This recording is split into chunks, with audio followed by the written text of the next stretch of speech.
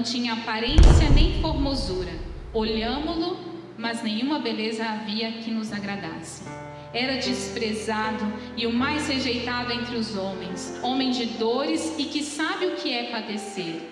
E como um de quem os homens escondem o rosto, era desprezado, e dele não fizemos caso. Certamente, ele tomou sobre si as nossas enfermidades e as nossas dores levou sobre si. E nós o reputávamos por aflito, ferido de Deus e oprimido. Mas ele foi traspassado pelas nossas transgressões e moído pelas nossas iniquidades. O castigo que nos traz a paz estava sobre ele, e pelas suas pisaduras fomos sarados. Todos nós andávamos desgarrados como ovelhas, cada um se desviava pelo caminho, mas o Senhor fez cair sobre ele a iniquidade de nós todos. Ele foi oprimido e humilhado, mas não abriu a boca. Como cordeiro foi levado ao matadouro, e como ovelha muda perante os seus tosquiadores, ele não abriu a boca.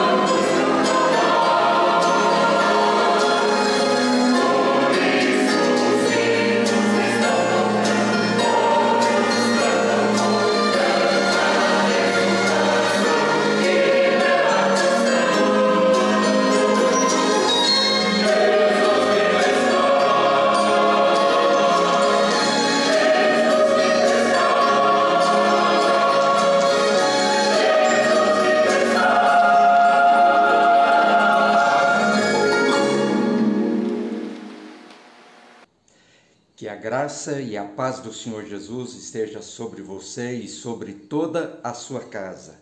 São todos bem-vindos, todos aqueles que estão aqui, os que são da nossa igreja, os que estão nos visitando, ainda que todos, absolutamente todos, distantes uns dos outros, e pessoas de várias partes do país. Nos últimos domingos tivemos o privilégio de ter gente de várias regiões do país, centro-oeste, do norte, e é um privilégio podermos estar juntos, reunidos, mais uma vez para adorarmos e para bendizermos o nome do Senhor.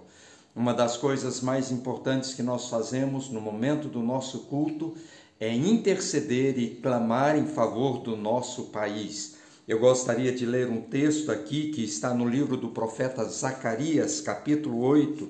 Eu quero ler 2 versículos no capítulo 8, os versículos 21 a 23, e depois o versículo 12 do capítulo 9, para que a partir disso nós possamos buscar ao Senhor em oração, em favor da nossa pátria, em favor do nosso país. Diz assim: assim diz o Senhor dos Exércitos: povos e habitantes de muitas cidades ainda virão, e os habitantes de uma cidade irão a outra e dirão, e vejam o que eles dirão: vamos logo suplicar o favor do Senhor e buscar o Senhor dos Exércitos. Eu mesmo já estou indo. E muitos povos e nações poderosas virão buscar o Senhor dos Exércitos em Jerusalém e suplicar o seu favor. Assim diz o Senhor dos Exércitos: naqueles dias, 10 homens de todas as línguas e nações agarrarão firmemente a barra das vestes de um judeu e dirão: nós vamos com você, porque ouvimos dizer que Deus está com o seu povo. Nós vamos com você, porque nós temos ouvido dizer que Deus está com você. Independente de qualquer situação, independente de qualquer coisa, esta é a nossa convicção. O Senhor está conosco. É por isso que nós podemos orar. É por isso que nós podemos clamar por socorro e direção ao Senhor em dias como os que nós estamos vivendo. E aí depois, no capítulo seguinte, o profeta continua dizendo, e aqui tem a ver falando já da vinda de Jesus, da revelação do Messias prometido, Jesus Cristo. E ele vai falar daquilo que nós celebramos nesse final de semana.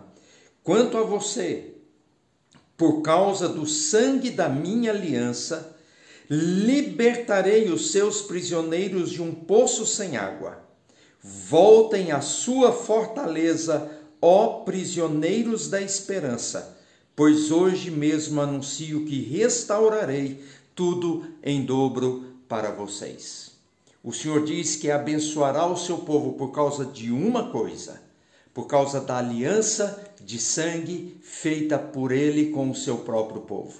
Nós celebramos nesse final de semana essa aliança de sangue feita por Jesus em favor de cada um de nós. E por causa disso, o profeta vai dizer: eu restaurarei a vida e a história de vocês.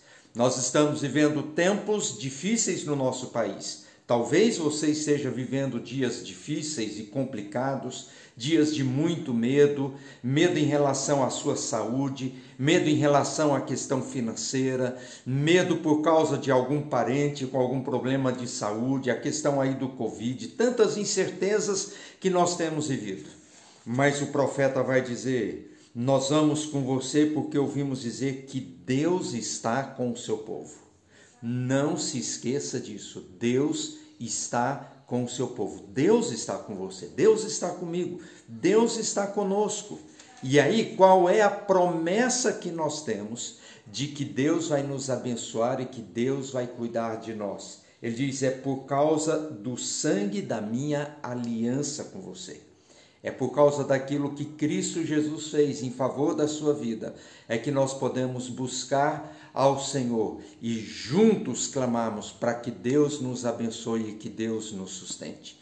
Nós vamos orar pelo nosso país nesse momento, nós vamos orar pela sua vida, por aqueles que estão enfermos, pelo momento que nós estamos vivendo, inclusive pela questão financeira. E esse é o momento que, se você desejar, se você quiser, você também vai poder fazer a sua oferta, entregar o seu dízimo através de transferência, manifestando essa confiança. Eu sei que o Senhor está comigo e é Ele que vai restaurar a minha vida, é Ele que vai restaurar a vida do nosso país e da nossa nação. Vamos orar? Deus amado, no nome de Jesus, é porque o Senhor está conosco que nós o buscamos em oração. É por causa da aliança feita no sangue do Cordeiro que nós temos a certeza de que as coisas serão restauradas. E como disse o profeta, nós nos transformamos em prisioneiros da esperança. Nós nos transformamos não por causa de nós mesmos, mas por causa de quem o Senhor é, por causa da aliança do Senhor feita conosco em Cristo Jesus, por causa da tua fidelidade naqueles que estão presos não no medo, não presos na incerteza, não presos, ó Deus, nessa instabilidade que nós vivemos, não estamos presos no Covid e nas ameaças que eles trazem, mas nós somos prisioneiros da esperança, porque nós confiamos no Senhor, porque nós dependemos do Senhor, nós temos a certeza que o Senhor está conosco. Que a graça do Senhor seja manifestada sobre a vida do nosso país. Nós te pedimos, ó Pai, abençoa o nosso país, cuida e abençoa e dirige as autoridades instituídas, para que elas tenham sabedoria e discernimento para administrarem bem o nosso país e a nossa pátria. Cuida, ó Deus, das autoridades econômicas para que elas possam tomar boas decisões, para abençoar o povo, para que a economia do nosso país seja renovada, seja revigorada. Abençoa, Deus, aqueles que estão temerosos em relação ao seu trabalho, em relação a salário, em relação à provisão diária. Que o Senhor seja aquele que traga cada um desses amados presos na esperança do cuidado, porque o Senhor está conosco. Derrama a tua bênção sobre o nosso país, sobre todo o teu povo, sobre cada um dos amados, para que haja sustento, para que haja saúde, para que haja provisão em cada uma das suas necessidades. Nós estamos certos da bênção do Senhor sobre nós. É assim que nós oramos no nome de Jesus. Amém. Que Deus te abençoe, que Deus te dê graça para confiar e para depender do Senhor em tempos de dificuldade.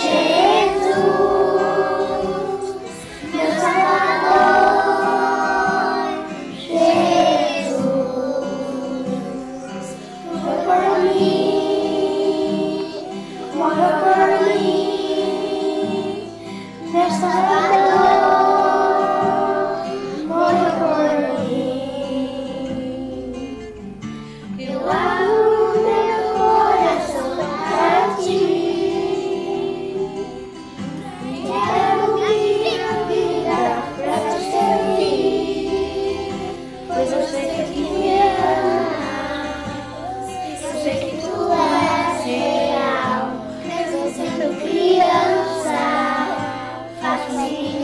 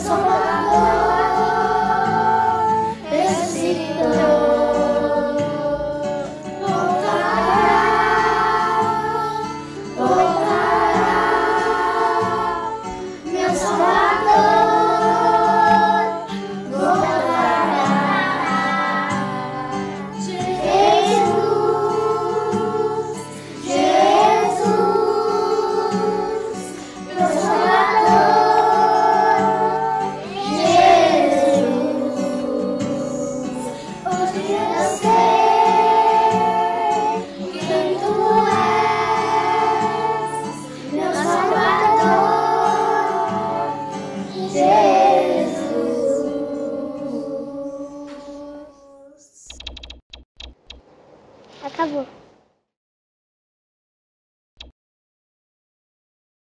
Eu quero convidar você para acompanhar nesse momento a nossa meditação que será feita a partir do texto de Êxodo capítulo 12. Em Êxodo capítulo 12 nós temos aqui a instituição da Páscoa.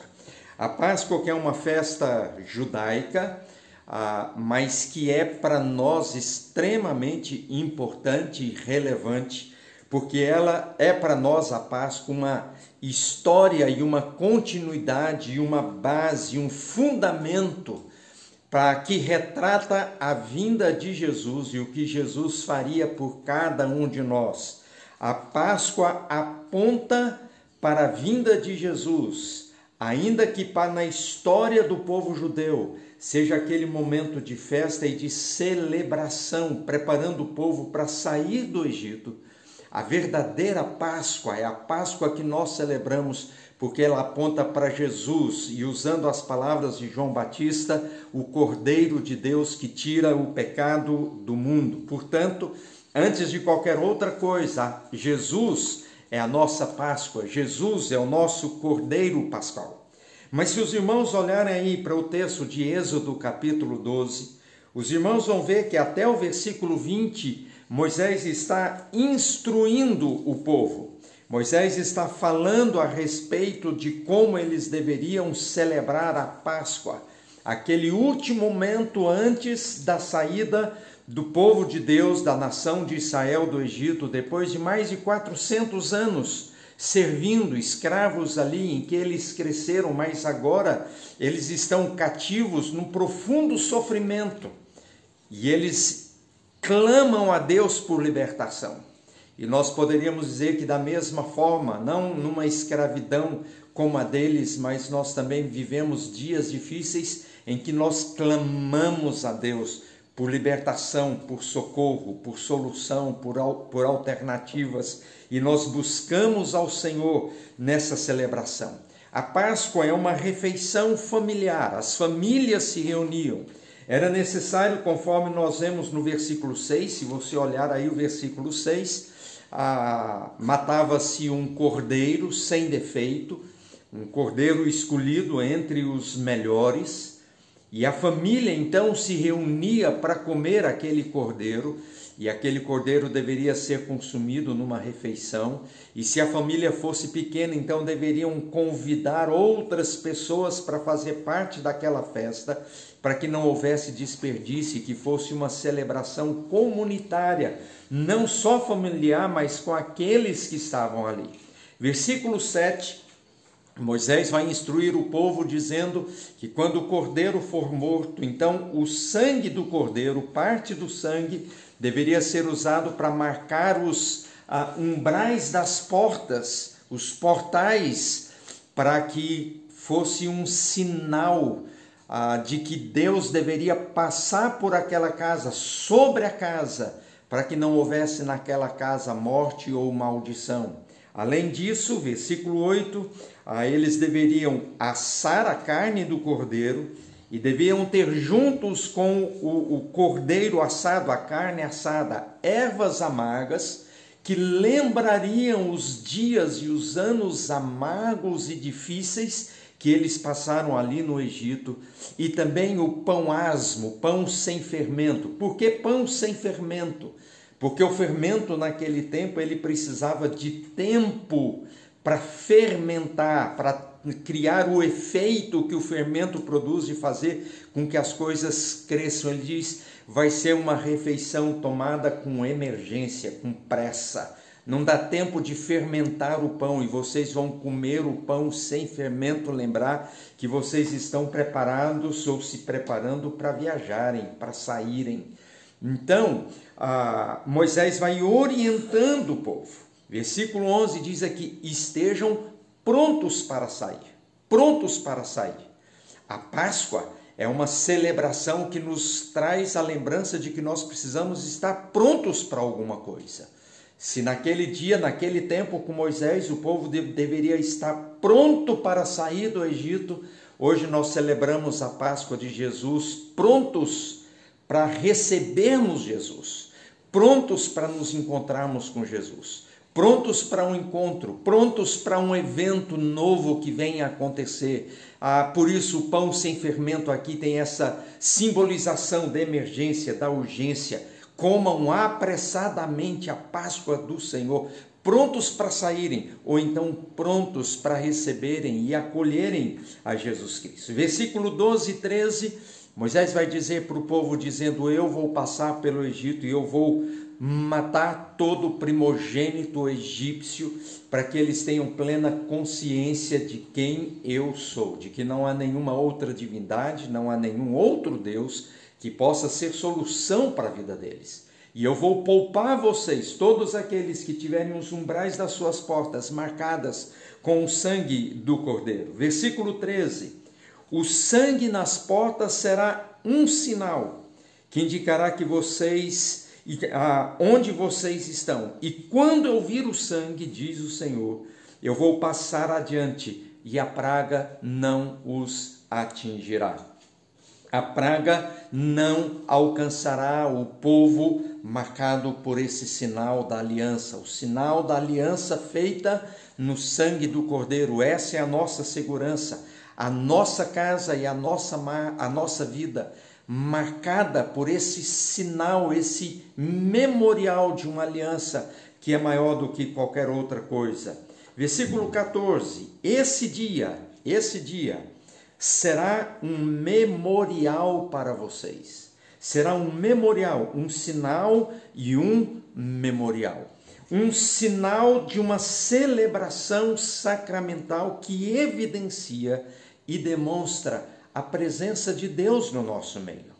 Será um sinal, uma lembrança visível, sentida, perceptível, de que o Senhor está conosco e de que Ele nos dá da sua proteção. Versículo 14, eles celebrarão essa festa como uma festa ao Senhor.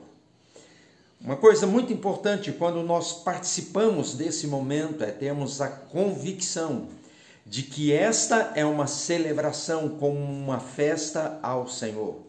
A celebração não é ao povo, a celebração não é ao alimento preparado, a celebração é uma manifestação de festa ao Senhor, porque nós reconhecemos na celebração dessa Páscoa, a Páscoa de Jesus, a manifestação da graça, do cuidado de Deus. Ele é o motivo da nossa alegria, Ele é a razão da nossa confiança, Ele é a convicção que nós temos de que alguém está no controle da nossa vida e da nossa história. É festa, é celebração, é alegria, é a convicção de que Deus está conosco, de que Deus anda no nosso meio e nós podemos adorá-lo. Versículo 21 até o versículo 26 diz então que chegou o momento da festa, chegou a grande noite, o grande momento em que as pessoas, depois de terem preparado para a festa, agora eles estão celebrando. Do versículo 21 em diante nós temos exatamente esse momento da celebração. E o povo está ali, prepararam seus cordeiros, estão reunidos com as suas famílias dentro de casa, e a casa aqui é significativa nos dias de hoje. Muitos estão reclamando e achando difícil, e eu dou razão para aqueles que assim têm achado difícil por causa de muitos compromissos que precisavam estar cumprindo e não podem sair de casa para trabalhar, mas a casa aqui é lugar de proteção, é lugar da presença de Deus, do cuidado de Deus, da provisão de Deus. Portanto, a nossa casa é lugar dessa visitação de Deus que nos abençoa, que supre as nossas necessidades. O texto vai dizer, versículo 21, o grande dia chegou. O Senhor vai visitar o seu povo. O Senhor vai guardar o seu povo. O Senhor vai prover aquilo que o seu povo precisa. Versículo 27 vai dizer, o Senhor poupou as nossas casas. O Senhor poupou as nossas casas. Nós estamos vivendo dias difíceis, dias complicados, mas nós precisamos viver dentro dessa segurança. O Senhor nos poupará, o Senhor nos guardará, o Senhor nos ajudará a vivermos e a passarmos por esse momento de tribulação e de dificuldade. Ainda que nós venhamos a enfrentar lutas as mais diversas, nós temos plena convicção de que o Senhor vai poupar a nossa vida, poupar as nossas casas, especialmente porque nós celebramos a morte do Cordeiro de Deus, Jesus Cristo, que matou o seu próprio Filho, que foi à cruz para que nós fôssemos poupados. Mais do que qualquer outra coisa, é o poupar espiritual de uma condenação que aqueles que não têm Cristo Jesus possuem. Versículo 27, então o povo curvou-se em adoração. O povo curvou-se em adoração. Quando nós reconhecemos e nós olhamos a graça do Senhor sobre nós, nós nos curvamos em adoração a Deus. Nós nos prostramos num tempo de culto, de exaltação, àquele que é digno de receber toda a honra, toda a glória da parte daqueles que estão aliançados pelo sangue do Cordeiro.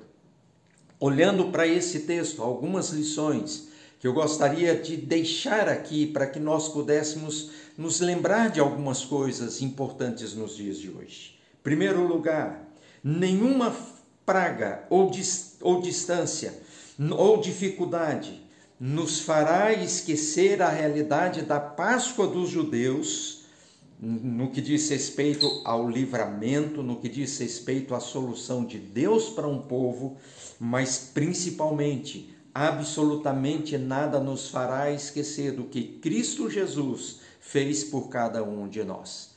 Antes de nós pensarmos nessa celebração da Páscoa, na festa dos judeus, como uma solução de Deus para os nossos problemas, antes de qualquer outra coisa, nós precisamos lembrar que Jesus veio para nos livrar da culpa do nosso pecado. Nós somos poupados da condenação eterna. Nós temos a certeza e a segurança da vida eterna, e todo aquele que crer em Jesus e que ele pela fé o receber, a palavra de Deus vai dizer, primeiro, nós somos filhos de Deus. Segundo lugar, nós passamos da morte para a vida e vida eterna. Ou seja, nós temos segurança da vida eterna em Cristo Jesus. Nada é mais importante para nós do que isso. Podemos perder a saúde, podemos perder os nossos bens, podemos perder até mesmo a nossa própria vida, podemos perder aquilo que nós jamais imaginávamos poder perdermos, mas nós não perdemos a segurança e a certeza da vida eterna em Cristo Jesus. Há uma segunda lembrança, há uma segunda lição que nós podemos aprender aqui na celebração da Páscoa. A celebração da Páscoa é uma experiência de contrastes. E é interessante nós observarmos isso e olharmos para a vida de Jesus.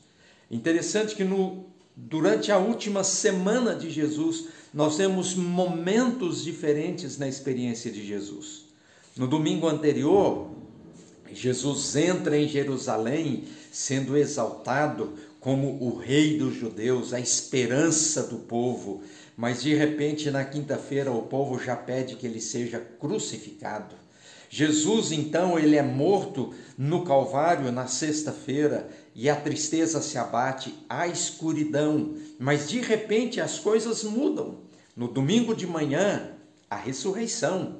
Agora não se fala da morte, mas da vida. Se fala de esperança, de uma novidade, de alguma coisa em que Deus mesmo surpreende o povo com grande operação. Já não se fala de condenação, mas se fala de salvação. Não fala de culpa, mas fala de justificação. A nossa vida é uma vida de contrastes. E em Cristo Jesus nós podemos viver seguros que apesar disso, apesar das nossas lutas e dificuldades, nós vivemos como aqueles que são mais que vencedores. Muitas vezes nós vivemos dias tão complicados, mas a nossa perspectiva e os nossos olhos estão voltados para o futuro, de onde vem a solução e o socorro de um Deus que nos sustenta, que nos dá graça.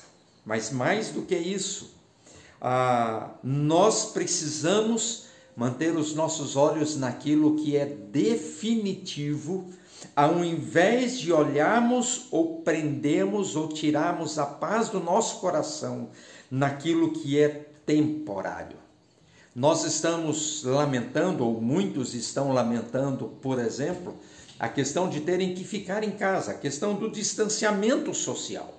A Páscoa nos lembra disso. Foi um tempo em que Moisés falou para o povo, olha, fiquem em casa, fiquem dentro de casa, é para vocês ficarem em casa. E as pessoas poderiam reclamar dizendo, poxa, que chato ficar dentro de casa. Mas nós precisamos olhar para esse momento como sendo aquele lugar de restrição temporária, como a oportunidade de uma libertação definitiva. Às vezes nós não queremos pagar o preço de procurarmos uma solução que exige de nós o sacrifício por algum tempo. E às vezes muitas vezes, trocamos esse problema que é temporário por um sacrifício que é definitivo.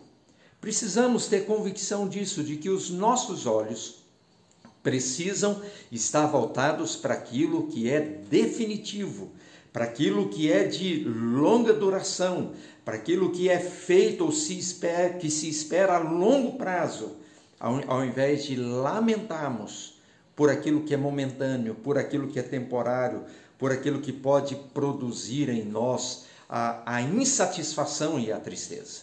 Muitos estão reclamando porque não podem sair de casa. Mas nós precisamos lembrar de Jesus, e aí você pode ler Filipenses capítulo 2, a partir do versículo 5 até o versículo 8, quando diz que quando chegou a hora de Jesus, ele deixou os privilégios do céu para viver entre nós na terra, para nos dar vida e vida eterna. Ele deixou os privilégios do céu por algum tempo, para estar conosco, para que pudéssemos nos dar vida eterna.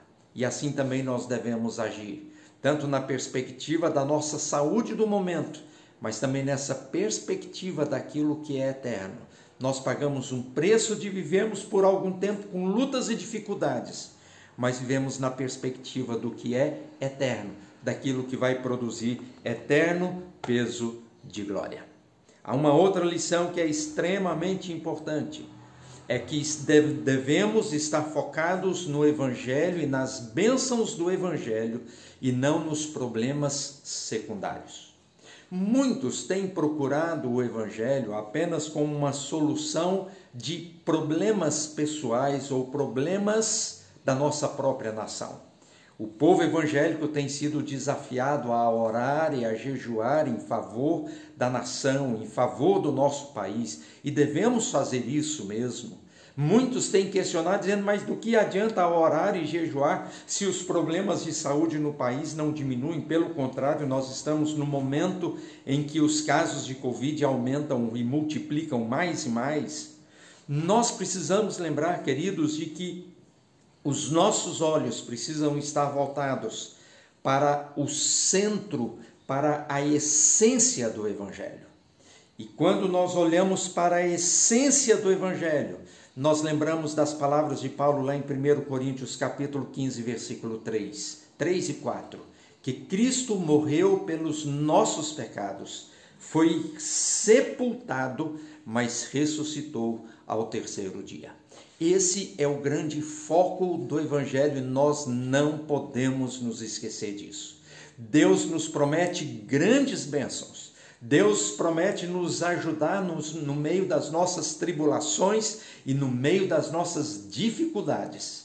Mas a essência do Evangelho é: Cristo morreu pelos nossos pecados, foi sepultado, mas ao terceiro dia ele ressuscitou.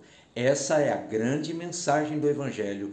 Não nos esqueçamos disso, porque são nessas palavras que nós temos a vida eterna. Nós precisamos, queridos, concentrar-nos no sofrimento real e não no desconforto temporário. Quais são os grandes sofrimentos que as pessoas, que a humanidade passa? Às vezes, nós nos pegamos lamentando por sofrimentos tão pequenos, tão quase que desprezíveis, em que nós nos lamentamos por coisas banais que às vezes nós gostaríamos de ter e não temos. Nós precisamos lembrar, queridos, de que há muita gente que sofre muito mais do que qualquer um de nós. E por mais que você esteja enfrentando lutas ou dificuldades, nós precisamos lembrar que a Páscoa é um convite para que nós estejamos focados naquilo que de fato é o verdadeiro problema da humanidade, a ausência de Deus, a distância de Deus. E que há outras pessoas que passam por problemas maiores do que o que nós passamos. Com isso, eu quero desafiar você a ter uma atitude de esperança, uma atitude de confiança, uma atitude de gratidão diante das lutas e das dificuldades. E para que nós possamos tirar do nosso coração e da nossa boca a murmuração, a reclamação daquilo que de fato é passageiro, daquilo que não é definitivo. E por fim, queridos, a Páscoa é um grande convite para mim e para você, para nos concentrarmos na esperança e não no desespero. Mantemos os nossos olhos focados na esperança. O texto que nós lemos lá de Zacarias, que por causa da aliança feita pelo sangue, no sangue, nós nos tornamos prisioneiros da esperança. Não prisioneiros de uma situação, não prisioneiros de uma enfermidade, não prisioneiros da questão financeira, não prisioneiros de seja lá o que for, mas nós nos tornamos prisioneiros da esperança. Aquele povo de Israel aqui, que nós olhamos a história da instituição da Páscoa, presos no Egito por mais de 400 anos, agora os olhos deles estão voltados para o futuro. O que é que Deus tem para nós? Como é que Deus vai nos tratar? Como será a terra que Deus vai prover para nós? E nós precisamos, queridos, buscar exatamente isso, essa convicção e essa certeza de que Deus mesmo vai prover tudo aquilo que nós necessitamos. E aí nós olhamos 1 Pedro, capítulo 1, versículos 3 a 9, que diz assim: que Deus nós temos, e como somos felizes em tê-lo, o Pai do nosso Senhor Jesus. Pelo fato de Jesus ter ressuscitado dos mortos, recebemos uma vida nova e temos tudo na vida, até mesmo um futuro no céu que começa agora. Deus está atento a nós e ao futuro. O dia em que vocês terão tudo isso, vida restaurada e integral, está chegando. Sei quanto vocês se sentem bem com isso, ainda que nesse meio tempo tenham de enfrentar todo tipo de provação. O ouro passado pelo fogo sai comprovadamente puro. A fé genuína que passa pelo sofrimento sai comprovadamente genuína.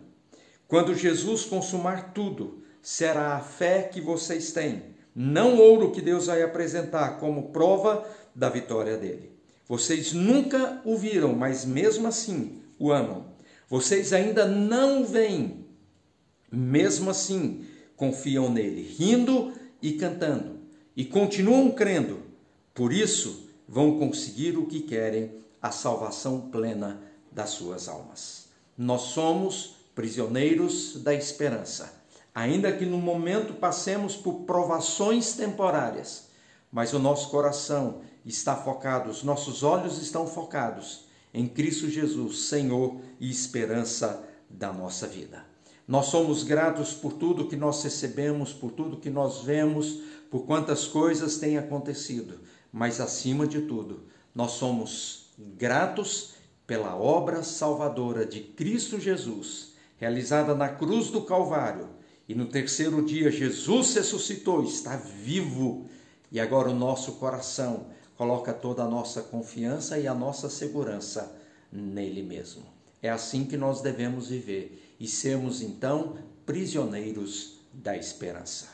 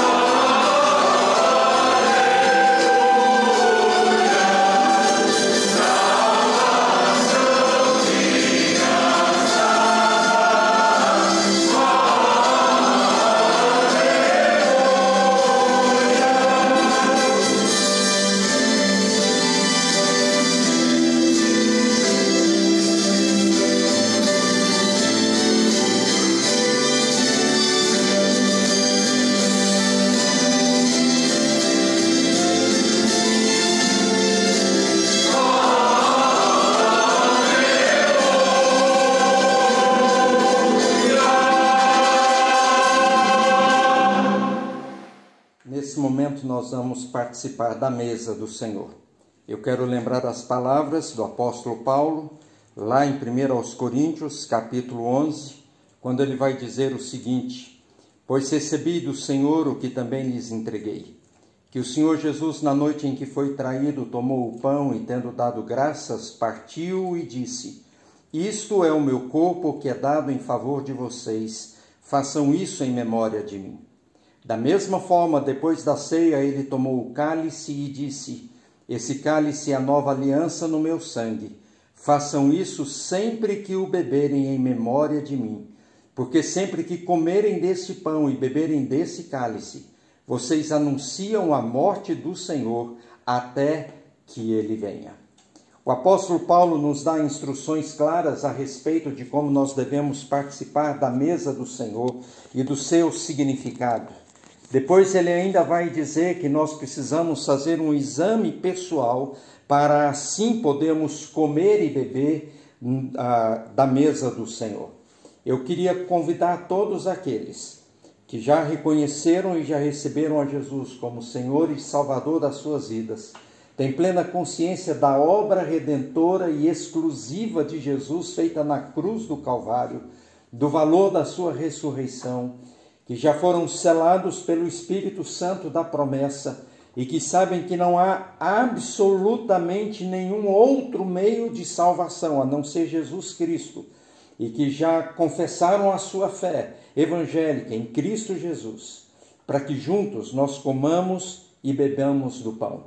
Antes, porém, eu gostaria de convidar você para que nós orássemos juntos essa oração que vai estar aí com você, para que nós possamos juntos buscar a presença do Senhor no exame pessoal e no desejo de que Deus nos abençoe no comermos e bebermos. Oremos, irmãos. Querido Jesus, creio que estás presente na comunhão do seu povo quando nos reunimos para comer o pão e beber o cálice. Eu te amo acima de todas as coisas e desejo ser possuído por ti cada vez mais dentro da minha alma. Ao receber o pão e o cálice, peço que hajas espiritualmente em meu coração. Eu me uno a ti juntamente com todo o teu povo fiel, reunido em suas casas em torno do pão e do cálice, lembrando que o que nos une e nos torna um só povo é o sacrifício de Jesus Cristo que nos redimiu. Senhor Jesus, eu te abraço com todas as afeições da minha alma e nunca permita que eu me separe de ti, em nome de Jesus. Eu quero convidar a Edileia para orar, consagrando os elementos, para que juntos nós possamos comer e beber do pão do Senhor. Pai, nós consagramos ao Senhor o pão e o cálice, e entendemos que o Senhor, pelo poder do teu Santo Espírito, pode usar esses elementos que são tão cotidianos e transformá-los em alimento para a nossa alma. Que o Senhor alimente, Pai, a nossa alma nesse tempo em que nós necessitamos tanto do cuidado do Senhor, do sustento do Senhor, da provisão que só o Senhor pode derramar sobre as nossas vidas.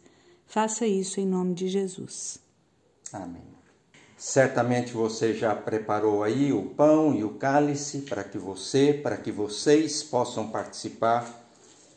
E Jesus Cristo, naquele dia, reunido com seus discípulos, ele parte o pão, ele distribui entre os seus discípulos e ele diz: esse é o meu corpo que é partido por vocês. E todas as vezes que vocês comerem, vocês devem fazer isso em memória de mim. Comamos juntos, irmãos, em nome e em memória de Cristo Jesus, aquele que se deu em resgate por nós na cruz do Calvário. Comamos.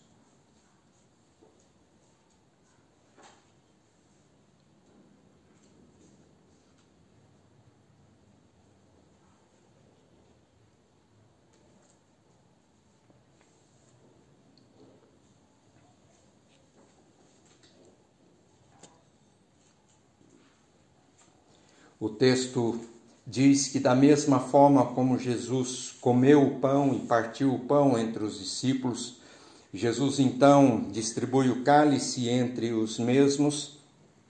E agora as palavras de Jesus são: esse é o meu sangue, o sangue da nova aliança, derramado em favor de muitos para a remissão de pecados. Bebei dele todos em memória de mim. Bebamos juntos, amados, em nome do Senhor Jesus, na certeza de que sem derramamento de sangue não há remissão de pecados. Nos sirvamos em nome de Jesus.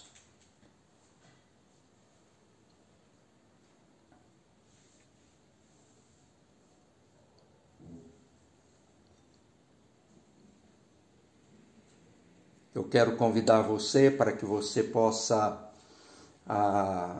orar comigo agora, e nós vamos encerrar o nosso culto dando graças a Deus por todas as coisas e na expectativa de que Deus tenha de fato falado ao seu coração e abençoado a sua vida. Vamos orar.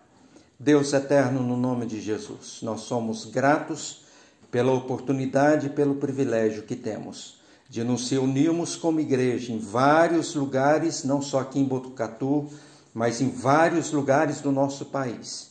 E juntos podemos nos alimentar da Tua palavra, nos alimentarmos também do pão e do cálice, recordando, lembrando de tudo quanto Jesus realizou na cruz do Calvário.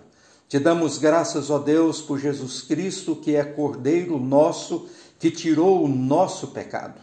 Te damos graças por Tua obra salvadora e redentora, realizada e concretizada no nosso coração através do agir e do mover do Teu Espírito Santo.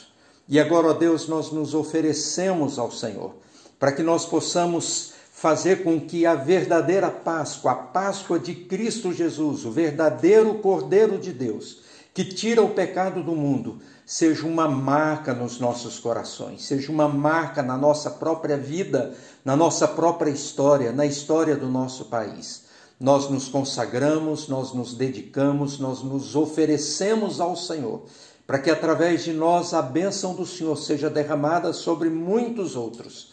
Clamamos mais uma vez a bênção do Senhor sobre todo o Teu povo, sobre o nosso país. Ó Deus, no nome de Jesus, derrama a Tua bênção sobre a nossa pátria, sobre as autoridades instituídas, dê a elas sabedoria, discernimento, coragem, para que elas possam fazer aquilo que é correto e aquilo que é justo, e que assim, ó Deus, nós vejamos a bênção do Senhor sendo derramada sobre o Teu povo. Abençoa, ó Deus, aqueles que estão enfermos, para que sejam curados no nome de Jesus. Aqueles que estão deprimidos, entristecidos, angustiados, que o consolo do Teu Espírito permaneça sobre a vida deles. Sobre aqueles, ó Deus, que estão endividados, que o Senhor mesmo dê alternativa, que o Senhor mesmo dê criatividade para boas soluções financeiras. E acima de qualquer outra coisa, que o Senhor estenda as Tuas mãos para nos abençoar e abençoar aqueles que nós amamos. E que o amor de Deus, o nosso Pai, e que a graça salvadora e redentora de Jesus Cristo e o consolo do Espírito Santo permaneça sobre você e sobre todo o povo de Deus, hoje e para todo sempre. Amém. Que o Senhor o abençoe. Mais uma vez a nossa palavra de gratidão a você por estar conosco, seja você da nossa igreja ou aqueles que estão nos visitando. Que Deus o abençoe e que Deus derrame sobre você as mais ricas bênçãos. Nos vemos aqui no nosso próximo culto. Não sabemos até quando será a distância, mas a nossa expectativa é que logo, logo possamos nos reunir presencialmente e nos alegrarmos pelo que Deus tem feito na minha, na sua, na nossa vida e na nossa história, no nome de Jesus. Deus o abençoe, bom descanso na graça e na paz do Senhor Jesus.